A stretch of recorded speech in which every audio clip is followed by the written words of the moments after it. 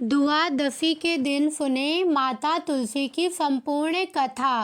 राधे राधे मित्रों, तुलसी से जुड़ी एक कथा बहुत प्रचलित है। श्रीमद् भागवत पुराण में इनके अवतरण की दिव्य लीला कथा भी बनाई गई है। एक बार शिव ने अपने तेज को समुद्र में फेंक दिया था। उससे एक महातेजस्वी बालक ने जन्म लिया। यह बालक आगे चलकर जालंधर के नाम से पराक्रमी दैत्य राजा बना। इसकी राजधानी का नाम जालंधर नगरी था। दैत्यराज कालनेमी की कन्या वृंदा का विवाह जालंधर से हुआ। जालंधर महाराक्षस था। अपनी सत्ता के मद में चूर उसने माता लक्ष्मी को पाने की कामना से युद्ध किया, परंतु समुद्र से ही उत्पन्न होने के कारण माता लक्ष्मी ने उसे अपने भाई के रूप में स्वीकार किया। वहां से पराजित होकर वह देवी पार्वती को पाने की लालसा से कैलाश पर्वत पर गया। भगवान देवादिदेव शिव का ही रूप धरकर माता पार्वती के समीप गया, परंतु मां ने अपने योग बल से उसे तुरंत पहचान लिया तथा वहां से अंतर्ध्यान हो गई। देवी पार्वती ने क्रुद्ध होकर सारा वृतांत भगवान विष्णु को सुनाया। जालंधर की पत्नी वृंदा अत्यंत पतिव्रता स्त्री थी। उसी के पतिव्रत धर्म की शक्ति से जालंधर ना तो मारा जाता था, ना ही पराजित होता था। इसीलिए जालंधर का नाश करने के लिए वृंदा के पतिव्रत धर्म को भंग करना जरूरी था। इसी कारण भगवान विष्णु ऋषि का वेश धारण कर वन में जा पहुँचे, जहाँ वृंदा अकेली भ्रमण कर रही थी। भगवान के साथ दो मायावी राक्षस भी थे, जिन्हें देखकर वृंदा भयभीत हो गई। ऋषि ने वृंदा के सामने पल में दोनों को भस्म कर दिया। उनकी शक्ति देखकर वृंदा ने कैलाश पर्वत पर महादेव के साथ युद्ध कर रहे अपने पति जालंधर के बारे में पूछा। ऋषि ने अपनी माया जाल से दो वानर प्रकट किए। एक वानर के हाथ में जालंधर का सिर था तथा दूसरे के हाथ में धड़।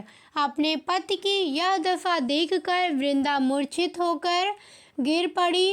होश में आने पर उन्होंने ऋषि रूपी भगवान से विनती की कि वह उसके पति को जीवित करे। भगवान ने अपनी माया से पुनः जालंधर का सिर धड़ से जोड़ दिया, परंतु स्वयं भी वह उसी शरीर में प्रवेश कर गए। वृंदा को इस छल का जरा आभास न हुआ।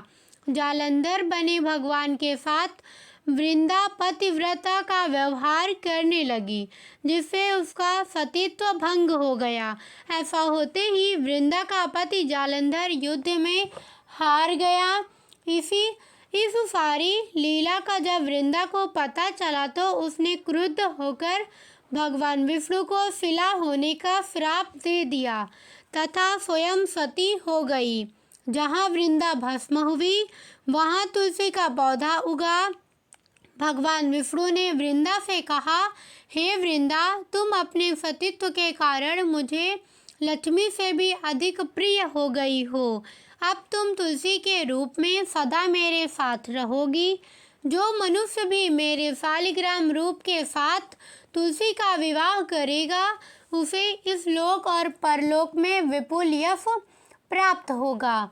जिस घर में तुलसी होती है, वह यम के दूत भी असमय नहीं जा सकते। गंगा व नर्मदा के जल में स्नान तथा तुलसी का पूजन बराबर माना जाता है। चाहे मनुष्य कितना भी पापी क्यों ना हो, मृत्यु के समीप जिसके प्राण मंजरी रहित तुलसी और गंगा जल मुख में रख कर निकल जाती हैं, वह पापों से मुक्त होकर बैकुंठ धाम को प्राप्त होता है। जो मनुष्य तुलसी व आंवलों की छाया में अपने पितरों का श्राद्ध करता है, उसके पितर मोक्ष को प्राप्त होती हैं। उसी दैत्य जालंधर की यह भूमि जालंधर नाम से विख्यात है। सती वृंदा का मंदिर मोहल्ला कोट किशनचंद में स्थित है। कहते हैं कि इस स्थान पर प्राचीन गुफा थी, जो सीधी हरिद्वार तक जाती थी। सच्चे मन से 40 दिन तक सती वृंदा देवी के मंदिर में पूजा करने से सभी मनोरथ पूर्ण होते हैं। यह थी संपूर्ण तुलसी माता की कथा। कैसी लगी वीडियो कमेंट करके बताना। साथ ही वीडियो को लाइक, चैनल को सब्सक्राइब करके कमेंट में जय माँ तुलसी ज़रूर लिखना और अपने मित्रों संबंधियों के साथ शेयर करना। धन्यवाद।